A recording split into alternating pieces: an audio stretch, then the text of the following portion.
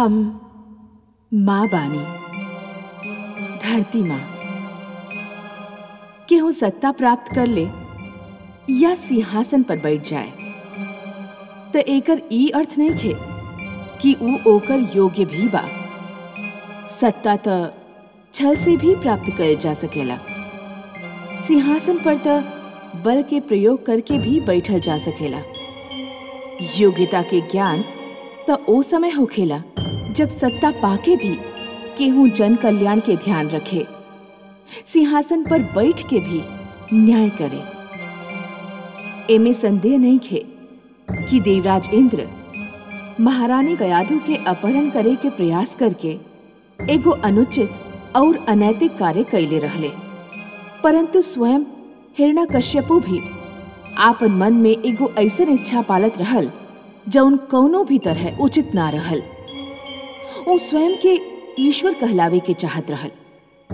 हम जानत बानी कि ओकर इच्छा पूरा ना हो सकेला, परंतु ओ समय तक कितना अनर्थ हो जाए ई विचार हमके विचलित कैले बा।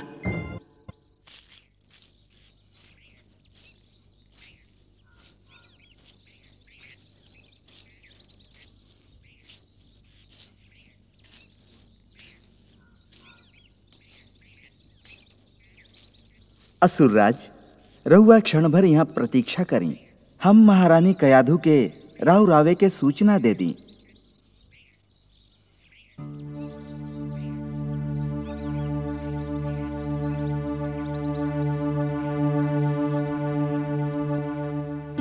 देवी गयाधु,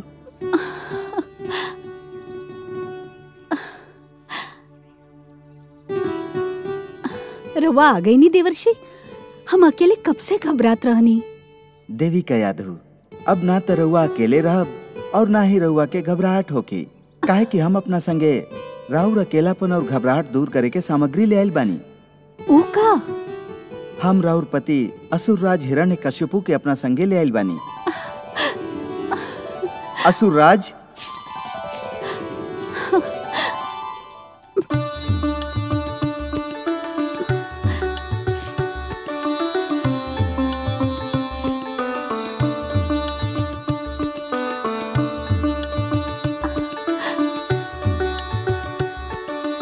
नारायण नारायण।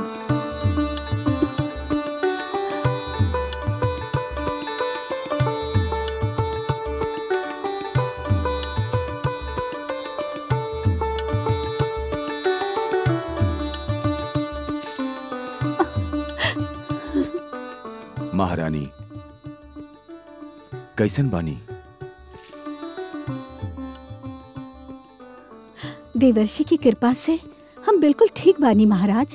वो हमके देवराज से छोड़ा के यहाँ आश्रय दिले और हमारा ऐसा देखभाल कैले कि वो राजभवन में भी संभव ना रहल। महारानी, देवराज इंद्र के आपन कैला के फल मिल चुकल बा, किंतु देवर्षि नारद के उपकार के चुकावल हमार खातिर कभी संभव ना होगी।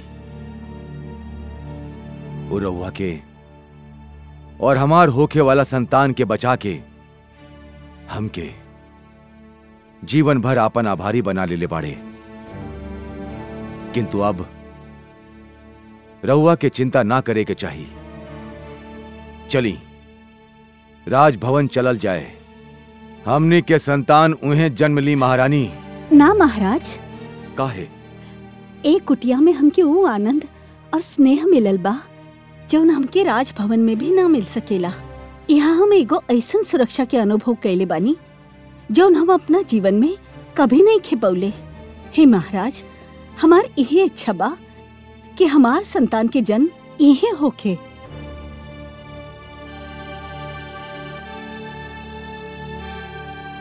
ठीक बा, हम राउर इच्छा के विरुद्ध कोनो कार्य नहीं की करे के चाहत महारानी। गर्भवती स्त्री के जहां भी आनंद मिले, संतान के जन्म उन्हें होके के चाहिए। हमके कोनो आपत्ति नहीं खे। हम ही समाचार देवर्षि के सुनावत बानी। रहुआ निश्चिंत होके विश्राम करी। आई।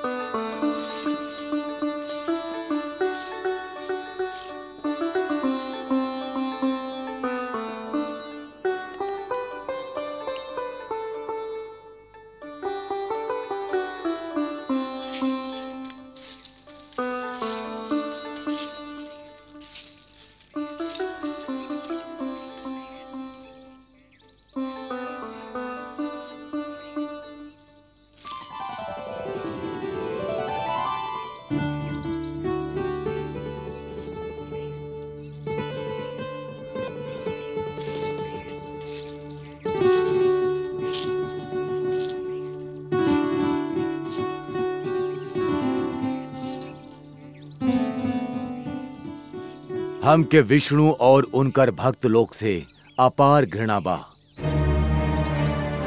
हम ही भी जानत बानी कि रउआ इस सृष्टि में विष्णु के महानतम भक्त बानी। हमनी चाह के भी रउआ से घृणा ना कर पावेनी। रउआ महारानी के रक्षा करके बस बस ससुरराज, और कुछ कहे की आवश्यकता नहीं खे। रउआ यह बात के इतना बार कह चुकल बानी कि हमके तक कंठस्थ हो गइल बा। देवर्षि, महारानी कयाधु पुत्र के जन्म तक राउर आश्रम में रहे के इच्छा व्यक्त कैले बाड़ी, और हम उनकर इच्छा के विरुद्ध उनके यहां से ले जाए के नहीं चाहत। नारायण नारायण, बड़ा शुभ विचार बा। यदि महारानी कयाधु के हमार कुटिया में सुख मिलत बा त ही तो हमरा खातिर सौभाग्य के बात बा। सुरराज, रउआ चिंता मत करी, हम उनकर यथा योग्य सेवा करब। हमार कुटिया में बीते वाला हर दिन राउर आवे वाला संतान के हर संकट दूर करी। ता फिर हमके जाए के अनुमति दी देवर्षि।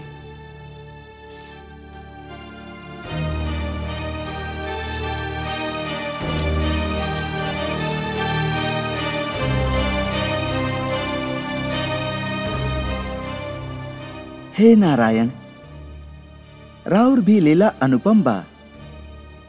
रउआ से घृणा करे वाला के पता ही नहीं खे कि ओकर आपन घर में राउर सबसे महान प्रेमी जन्म लेवे वाला बा। नारायण नारायण। भगवान हिरण्यकश्यप के जय, भगवान हिरण्यकश्यप के जय, भगवान हिरण्यकश्यप के जय, भगवान हिरण्यकश्यप के जय, भगवान हिरण्यकश्यप के जय, भगवान हिरण्यकश्यप के जय, भगवान हिरण्यकश्यप के जय, भगवान हिरण्यकश्यप के जय।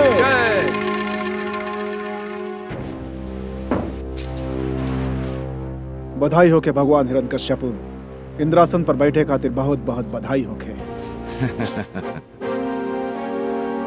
अब तो अप्सरा राउर संकेत पर नृत्य करी हैं। समस्त देवगण नतमस्तक होके रउआ के नमस्कार करी हैं।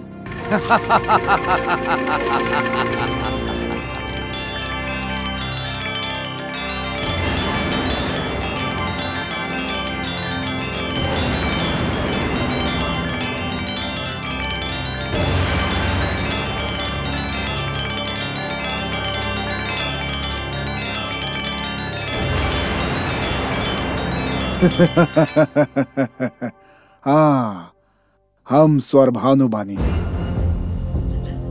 विष्णु हमार सर धड़ से अलग कर देले रहलन, बाकी हमके मार ना सकेले, कहे कि हम अमृत पान कर चुकल बानी। हमार कटल सिर राहु बन के और कटल धड़ केतु बन के आज भी जीवित बा और सदैव जीवित रही। धन्यवाद भगवान हिरण्यकश्यप, रउआ के कोटि कोटि धन्यवाद और कोटि कोटि बधाई होखे। देवराज के तो वैसे कई बार पराजय भइल, बाकी उनकर जौन पराजय रउआ हाथे भइल बा ओकर आज तक कोनो उदाहरण नहीं खे। ऐसन करारा पराजय त दानव राज काल केतु भी ओकरा ना दे पहले रहलन। अब विलंब काहे कर रहल बानी, विजय समारोह आरंभ करी। इंद्रलोक के सुंदर अप्सरा से कहीं कि रउआ सामने बधाई नृत्य प्रस्तुत करें। आज तो हर्ष के दिन बा, उल्लास के दिन बा। हाँ। अप्सरा के सभागार में लावल जाए।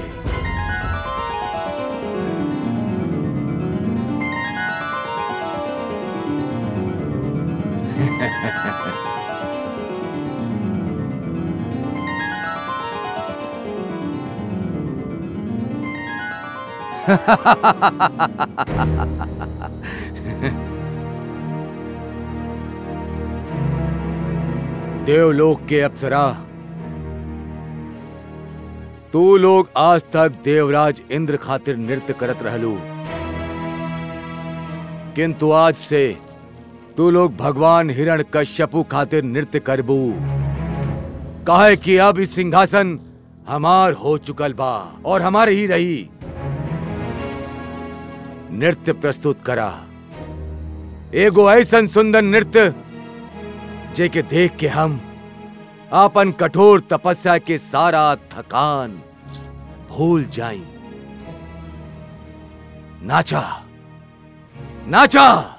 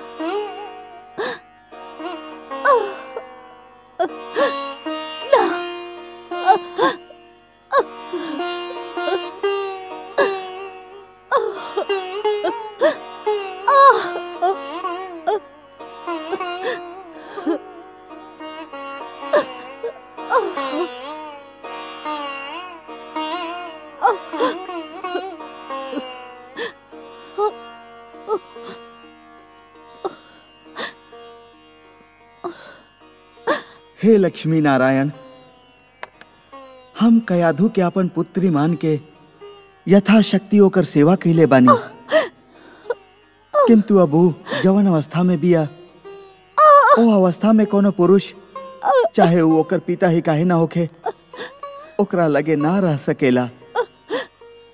हे सर्वेश्वर, हमके राउर सहायता चाहिए। अब केवल रउए हमार सहायता कर सकेनी सर्वेश्वर।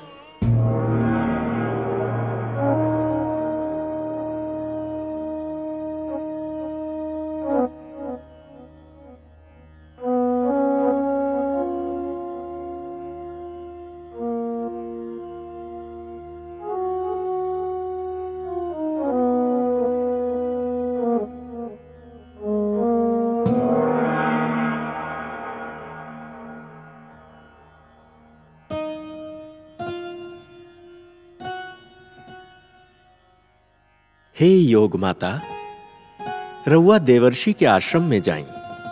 महारानी कयाधु प्रसव पीड़ा की अवस्था में आ गई बाड़ी। उनकर देखभाल के कार्य हम रउआ के सौंपतानी। जवन आज्ञा त्रिलोकीनाथ।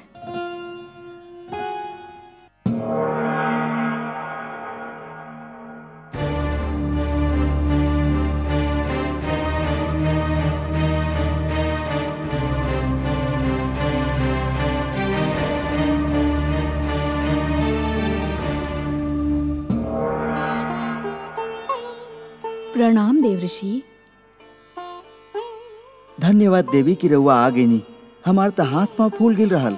रउआ चिंता ना करी देवऋषि, हम सब संभाल ले।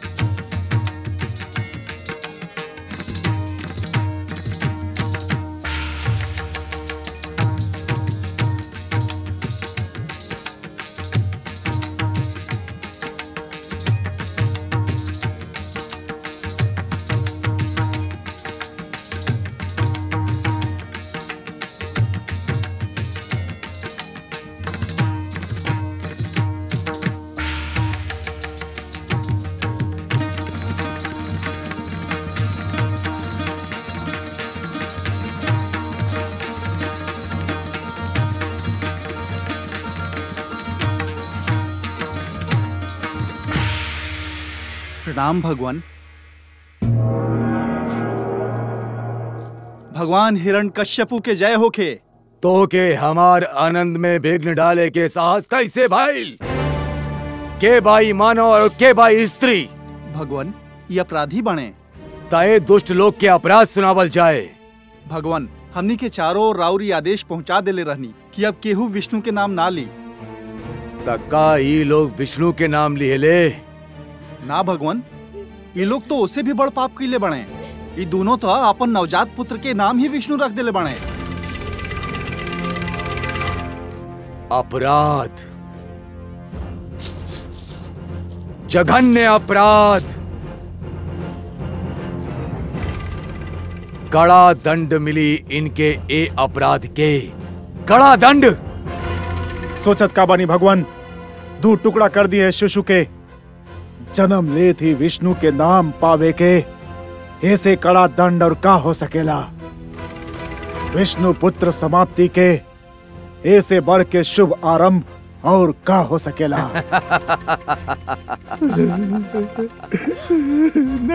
तो हार सुझाव हमके सुंदर लागल स्वर भानु। ऐसे ऐसा आतंक फैली जैसे विष्णु के नाम लेवा सदा खातिर समाप्त हो जाई है। 2 टुकड़ा कर दा है शिशु के शरीर के।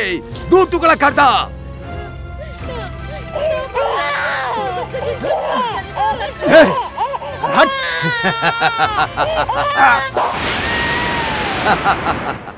हे कमल नयन, का हो रहल बाई संसार में? शक्ति और सत्ता बाके रक्त की प्यास इतना काहे बढ़ जाला? अहंकार बुद्धि के कैसे भ्रष्ट कर देला? निष्ठुरता मन में कैसे वास कर ले? देखी ना, हिरण्यकश्यपु एगो छोटा सा बालक के निर्दयता से केवल यही से टुकड़ा टुकड़ा कर देलस कि ओकर नाम राउर नाम जैसन रहल। का केहू नाम भी ओकर वध के कारण बन सकेला? निस्संदेह क्रूरता बा महादेवी, निस्संदेह क्रूरता बा। ये केवल मानव पुत्र के ना वरन सभ्यता के वध बा। बाकी है महादेवी, स्मरण रखी, जान लें कि निर्दयता पतन के पहला चरण होखेला और हिरण्यकश्यपु आपन पतन की ओर बढ़ रहल बा। जौन प्रकार दीपक के लौ बुझे से पहले फड़के ले, ओही प्रकार क्रूरता भी पतन से पहले पूरा शक्ति से उभर आवेला। बाकी हे पद्मनाभ, कैसे होगी दुष्ट हिरण्यकश्यपु के विनाश? ऊ तो निर्ममता के सीमा लांग ले लेबा। हे महादेवी, जे सीमा लांघेला ओके तो ये ज्ञान ही ना होला कि सीमा के आगे कोनो मार्ग ही नहीं खे। निष्ठुरता के सीमा के आगे केवल पतन के द्वार खुलल होखेला। बाकी हे कमल नयन, अब कब होगी ओकर पतन और कैसे होगी? महादेवी, हिरण्यकश्यपु के क्रूरता ओकर विरुद्ध घृणा के ज्वाला भड़काई। ओकर अत्याचार मानव के ओकर विरुद्ध एक होके खड़ा होके पर विवश कर दी। रक्त के ई धारा केवल धरती के ही ना, स्वयं ओकर घर के भी डुबो दी। हे महादेवी, उ मूर्ख का जानी कि ओकर मृत्यु के सामग्री तो राजभवन में आ चुकल बा। जौन पुत्र प्रहलाद के उ हमार सबसे महान शत्रु बनावे के चाहता, उहे प्रहलाद ओकर अहंकार के सर्वनाश कर दी।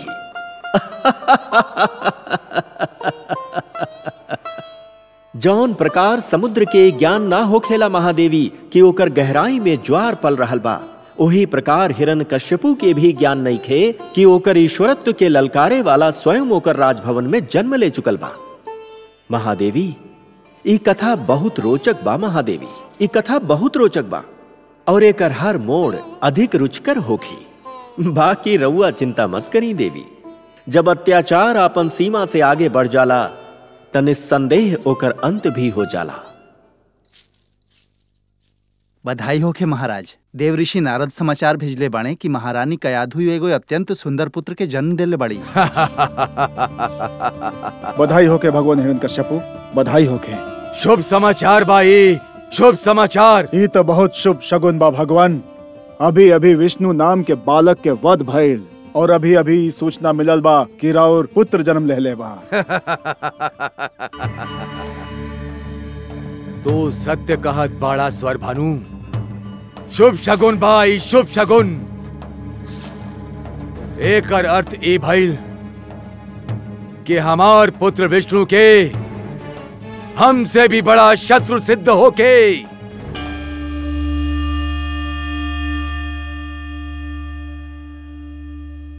हे कमल नयन, अंधियारी रात्रि के उजाल के संदेश देवे वाली सूर्य किरण जैसन राउर मुस्कान, ई पतझड़ के अंत और वसंत ऋतु के आगमन की घोषणा करे वाला सुगंधित समीर की भांति राउर मुस्कान खुला संकेत कर रहल बिया कि सृष्टि में अवश्य कौनो ऐसन घटना घटल बा जे राउर मन के प्रसन्न कर देले बा। अहो महादेवी, अहो, हमार कौनो ऐसन संकेत नहीं खे जेकर भेद रउआ जान न पाई।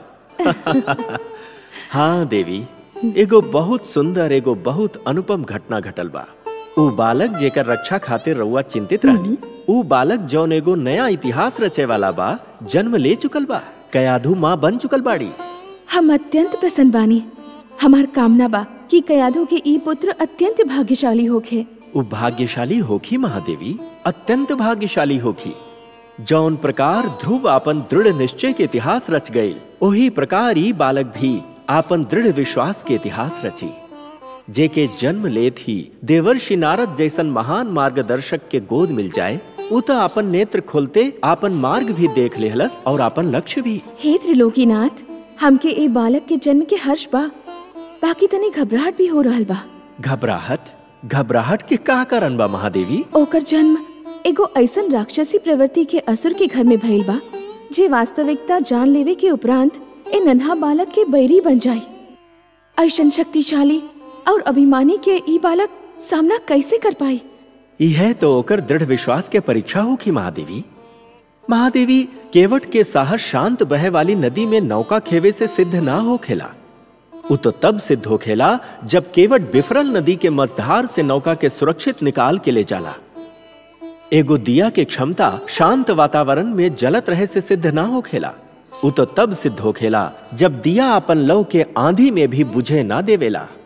उही प्रकार ये बालक के दृढ़ विश्वास भी तबे सिद्ध होखी जब वो महान शक्ति और प्रतिकूल वातावरण में भी जमल रही। हम तो मन से ही चाहत बानी कि कयाधु के ई पुत्र हर पग पर सफलता पावे। अब रउआ के आशीर्वाद दे देले बानी, तब तो ओकर विश्वास दृढ़ होखई के बा।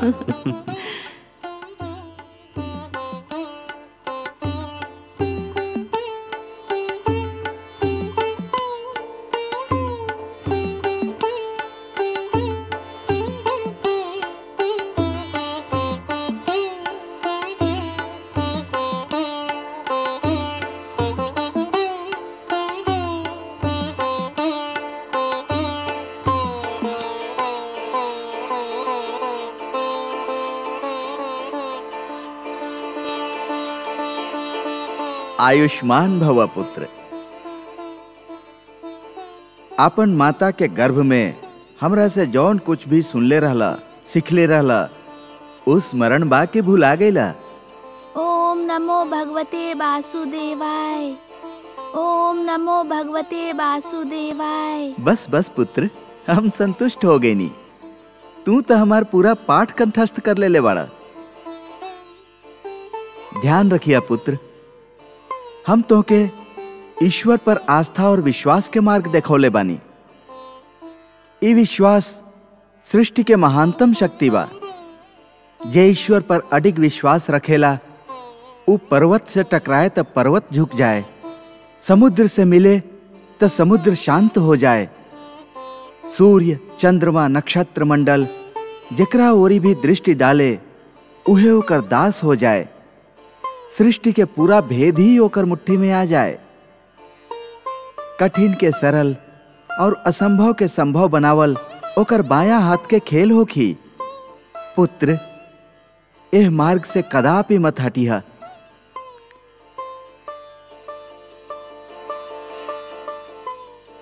लीही देवी, एकरा एकर माता के लगे पहुंचा दी।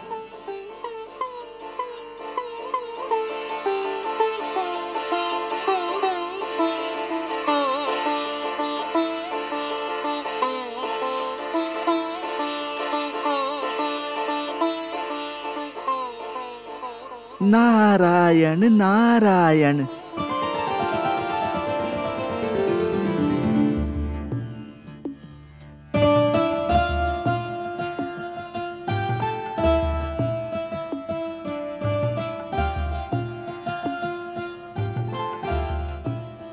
देवर्षि, हमार कार्य पूरा हो गए। हमके विष्णु लोक लौटे के अनुमति दी।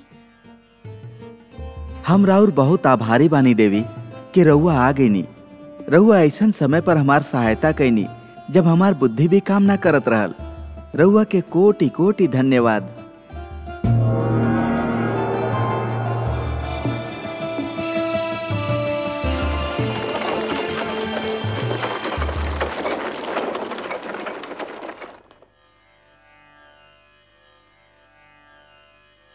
नारायण नारायण।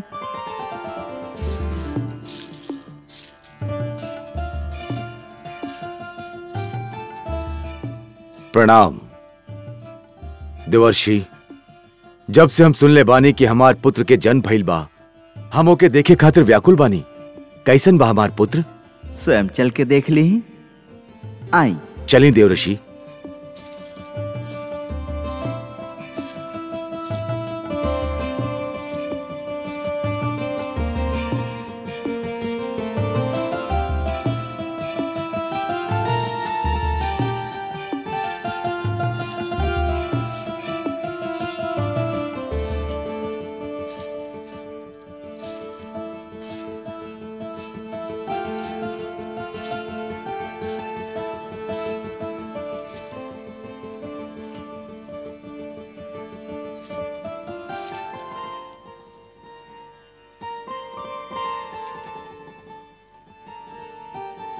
कितना सुंदर बा हमार पुत्र,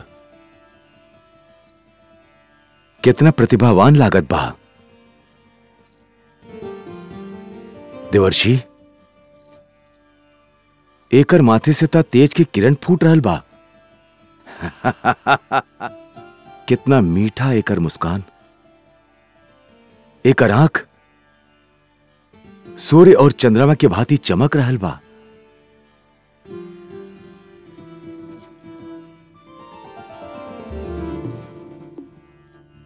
धन्यवाद महारानी। असुर वंश के इतना तेजस्वी पुत्र देवे खातिर रउआ के कोटि कोटि धन्यवाद।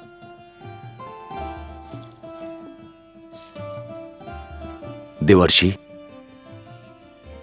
आज यदि हमार पुत्र सुरक्षित बा त केवल राउर कृपा के कारण। असुर राज, हमार कृपा एह से रउआ के लागत बा, काहे कि हम जौन कुछ भी कईनी उ रउआ देख लिहनी। राउर पुत्र पर त धरती और आकाश से ना जाने के कृपा कइले बा। रउआ तो देख ही लेनी कि एकर मुख पर कितना तेज बा। देवर्षि, तीनों लोक में रउआ से बढ़ ज्योतिष विद्या के ज्ञाता केहू नहीं खे। हमार विनती बा कि हमार पुत्र के नामकरण रउए करी। नारायण नारायण। असुरराज, रउआ पुत्र पाके प्रसन्न भईनी ना? प्रसन्न, अति प्रसन्न, हर्षित, अति हर्षित देवर्षि।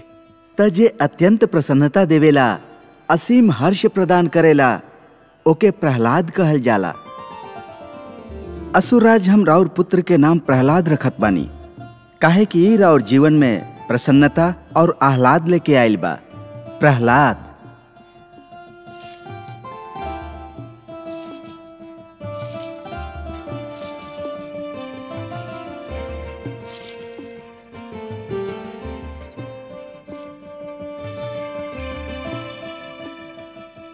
देवर्षि, बहुत सुंदर नाम सोचले बानी रहुआ। प्रहलाद, पुत्र प्रहलाद। हमार पुत्र प्रहलाद भगवान हिरण्यकश्यपु के पुत्र प्रहलाद। देवर्षि, हमके लागत बा कि हमार पुत्र महानता में हमसे भी आगे निकल जाई। हे असुरराज, हमार ज्योतिष विद्या कह रहल बिया कि पहला बार राउर मुख से सत्य वचन निकलल बा। देवर्षि, हम में इतना साहस नहीं के कि हम रउआ से कहीं कि रउआ हमसे कुछ मांगी, किंतु यदि कोनो इच्छा होके ता अवश्य व्यक्त करी। सत्य असुरराज? सत्य, परम सत्य देवर्षि। राउर कोनो भी इच्छा की पूर्ति करके हमके हर्ष होगी। हमरा जैसन सन्यासी के ना तो कोनो इच्छा होखेला और ना आवश्यकता, किंतु असुरराज, पुत्री कयाधु इतना दिन तक हमारे कुटिया में रहली कि पहला बार हमके पुत्री मोह के अनुभव भइल, और फिर राउर पुत्र प्रहलाद जन्म लेके हमारे कुटिया के आपन मधुर किलकारी से भर दिहलस। हमार ई इच्छा बा असुरराज कि ये दोनों कुछ दिन और हमार कुटिया में ही रहें। रवा तो हमार मन के बात कह लेनी देवर्षि। हमार भी इच्छा रहल कि हम और हमार पुत्र रवे संगे रहीं। हमके तो देवर्षि की कुटिया स्वर्ग के समान लागेला। देवर्षि, हम राउर इच्छा की पूर्ति खातिर वचनबद्ध बानी। आपन पुत्र से दूर रहल हमार खातिर संभव नहीं खे, किंतु राउर उपकार के आगे हम नतमस्तक बानी। हम पुत्र प्रहलाद और महारानी के हिये छोड़ के जाइब।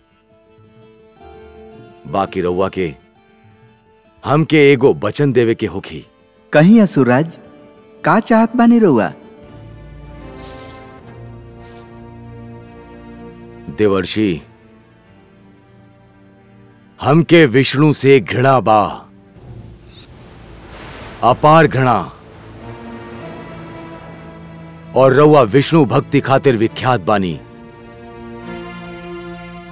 हमके वचन दी कि रउआ हमरे पुत्र के सम्मुख विष्णु के नाम कभी ना लेब देवर्षि, कभी ना। हमके वचन दी। असुरराज, पुत्री कयाधु और दौहित्र प्रहलाद खातिर हम कुछ भी त्याग कर सकेनी। हम रउआ के वचन देत बानी कि हम सब कुछ कहब,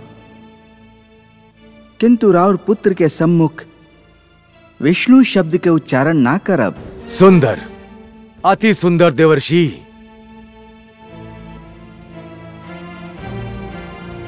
नारायण नारायण। धरती से आकाश तक उसका ही विस्तार। एक नाम की बात क्या, उसके नाम हजार। जिसने माँ के गर्भ से लिया विष्णु का नाम, उसे रोक पाना भला किसके बस का काम, किसके बस का काम। जो सुनेगा ये पुराण पाएगा सुख और ज्ञान, पाएगा सुख और ज्ञान। कर्म को ही धर्म जान, प्रेम की तू छेड़तान, प्रेम की तू छेड़तान। बीते युग बता रहे हैं, बीते युग बता रहे हैं, सत्य पथ पे चल सुजान। विष्णु पुराण